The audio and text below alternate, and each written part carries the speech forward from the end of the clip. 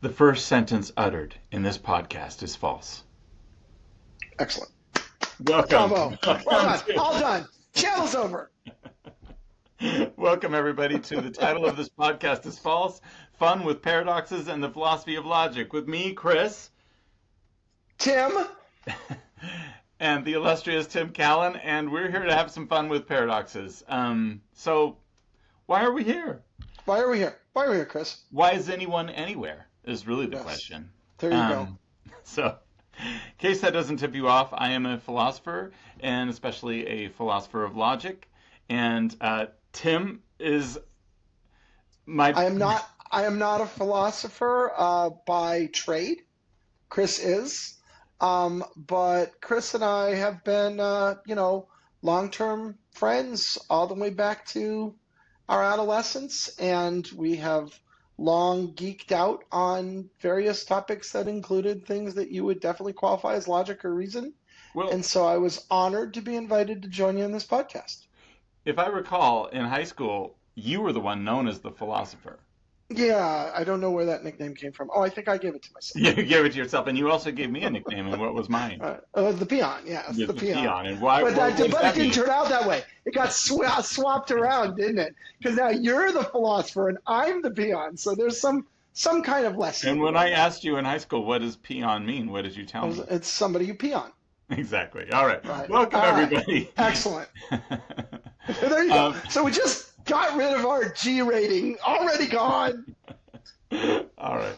All So right. why are we here? What are we doing here? We're talking about philosophy. We're talking about paradoxes and the philosophy of logic because that's what I geek out on. Because we are, I think it's fair to say, nerds par excellence.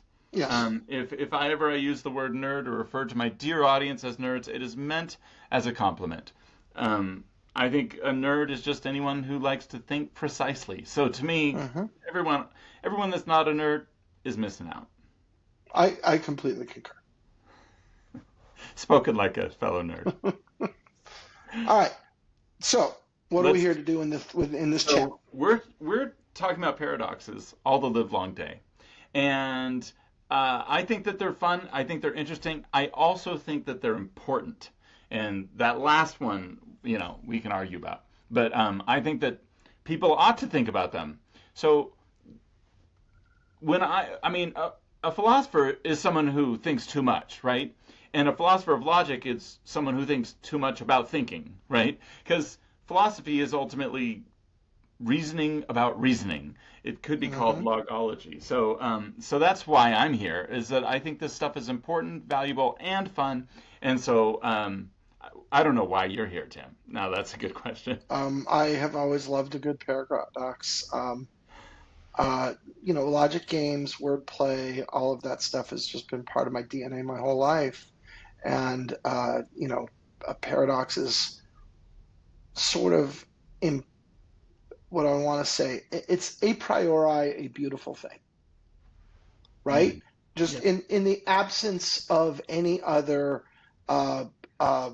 supporting evidence, the fact of a paradox is fundamentally elegant and beautiful, and at its best, it is surprising and breathtaking. Wow, I could not have said that better, so I won't try. Is that a paradox? Okay, sorry. Yeah. So I was thinking, dear listener, that you're one of us, because if you are attracted to a podcast titled "The title of this podcast is false," then I assume you're part of this club.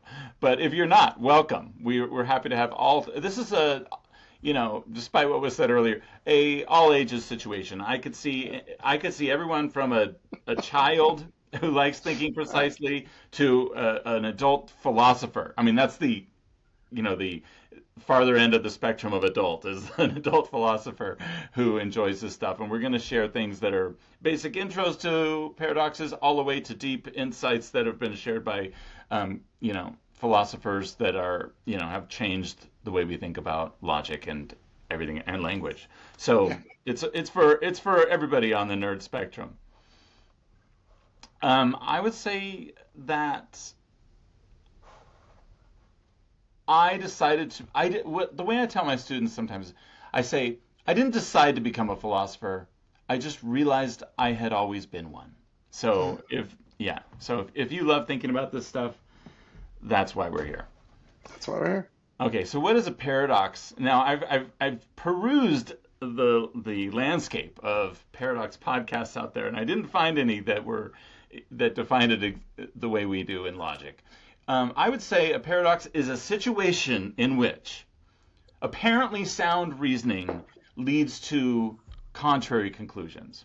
In other words, there's a setup where, we buy the setup and then we use basic inferences that we all accept as, valid, and then suddenly we've derived a contradiction.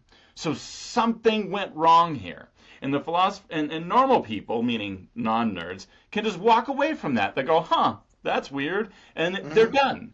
But we philosophers are stuck. We're like, what the heck? Hey, we can't abide this contradiction. Or maybe we can, but we can't just accept contradictions without some kind of fanfare, right? And if we don't accept contradictions, then how the heck did we get here? Something is wrong.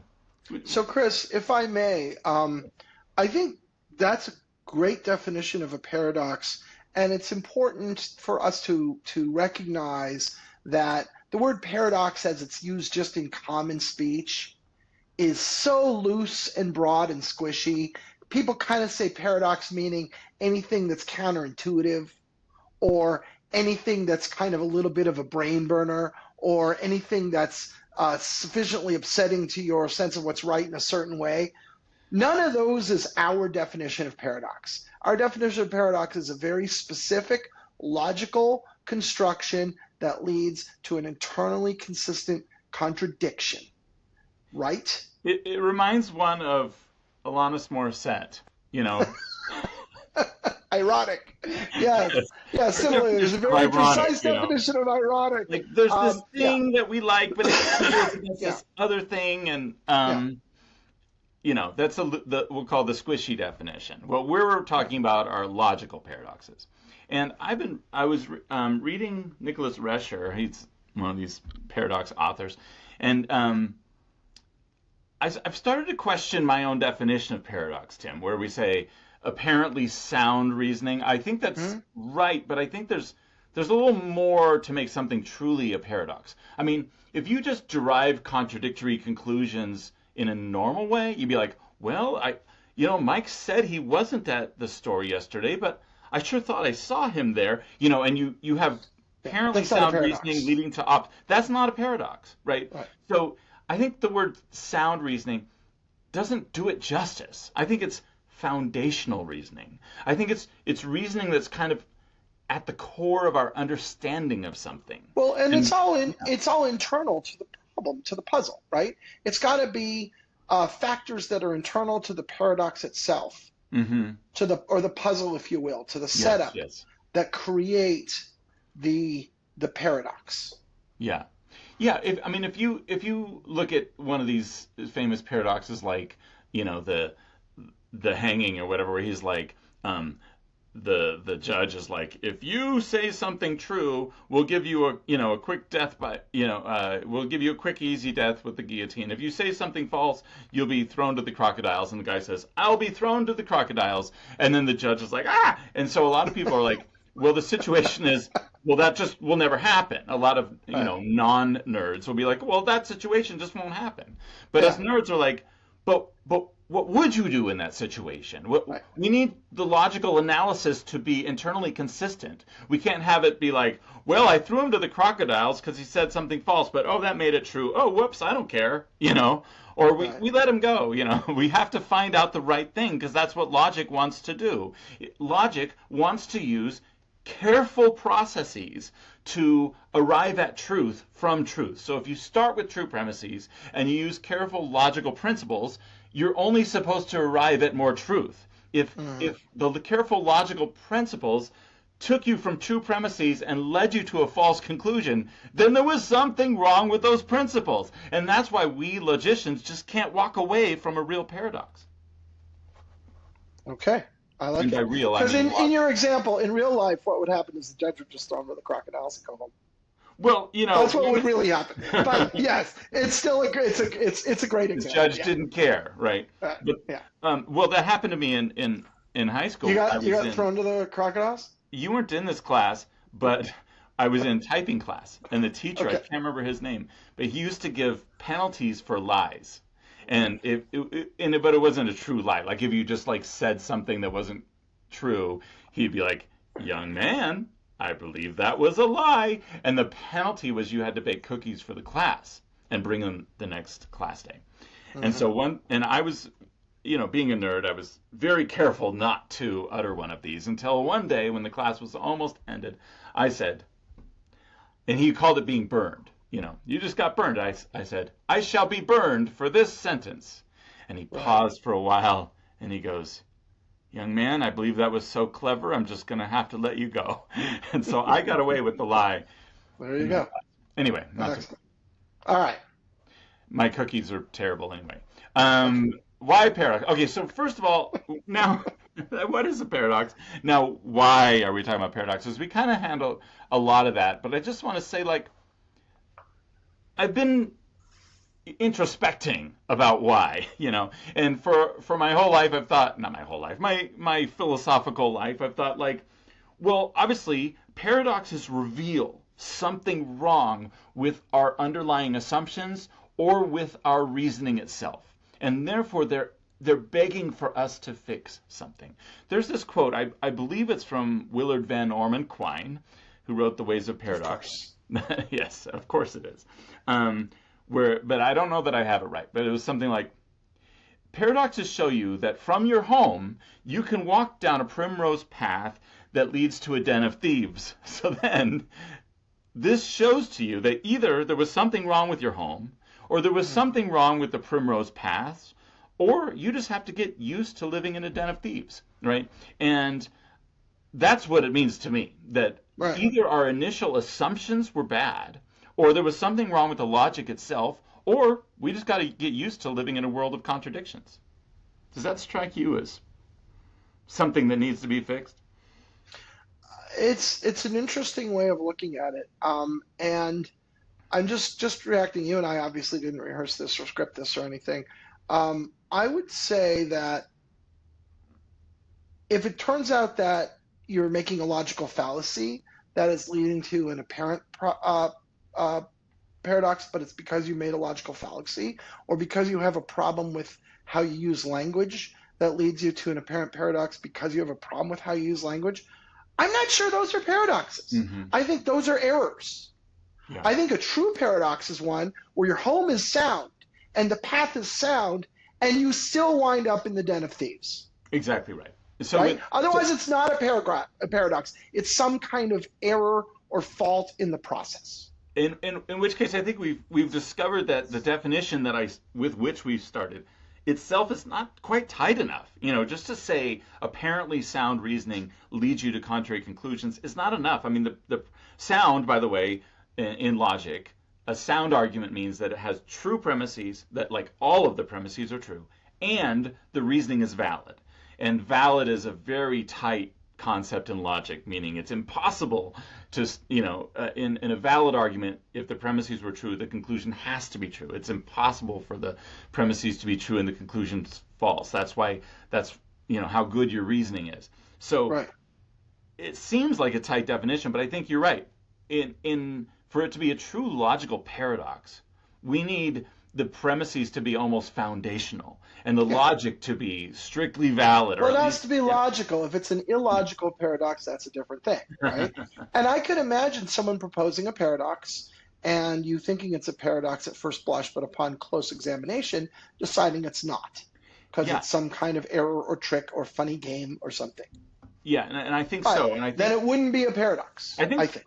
I think true paradoxes don't have simple resolutions. I mean, you can have what you think is the best take, but if you come across a purported paradox and then you say, "Ah, I see what's wrong, false premise," or "This inference was bad," and it's over, then that wasn't a true paradox. That was a Right, puzzle, and you solved the right. puzzle. Congratulations. True paradox, there's a little bugaboo there. It always comes back laughing at you. Yeah.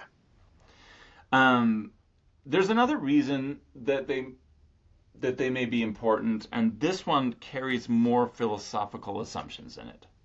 Another one is the hope of a complete, consistent system of truth.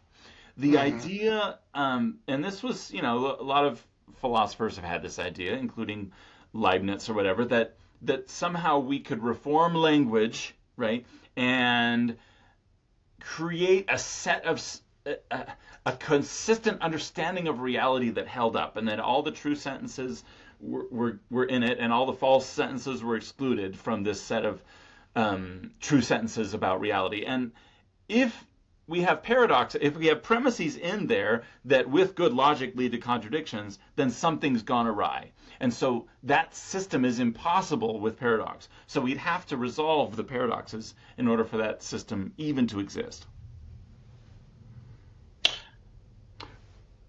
But like I said, Okay. there's a lot of Maybe, baggage in there maybe. because not I every don't know. philosopher thinks Yeah. that we can or even should have such a true system. Yeah, I would, just as a personal, non-professional philosopher, I would have to give that some thought before I decided if I bought it. I can see that argument, but it's a subtle, nuanced argument, and there's probably some thought that would be warranted. Yes, yeah, there are plenty of counter views Yeah, to that. So, yeah. that's a more controversial take on why these are important. Apparently, Wittgenstein, in response to the liar paradox, said, if you don't like what happens when you generate the liar paradox, then don't generate it. Well, well, so I mean, I'll offer one more reason why they're important, which is they're fun. Mhm. People like them. They give us joy. It's what I talked about before. They give you a certain intellectual delight, a pure intellectual delight that is so seldom achieved in our lives. And everybody can handle a paradox. Like people who are better at me than math can talk about the beauty and the elegance of math, and people who are better than me than chess can talk about the beauty and the elegance of chess. And certainly I appreciate the beauty and the elegance of poetry, though many people don't. But we can all appreciate the beauty and the elegance of a paradox. It's a purely intellectual thing that makes all of our lives richer and better. And that seems like probably the most important thing, that reason why they're important. I know some people who might disagree that it makes all of our lives richer and better, one of whom might be my wife. But I know two people. I know two people who would agree that they make our lives richer and better, and your children are among them. I sometimes get a Yes. phone call from Tim where he puts a kid on the phone.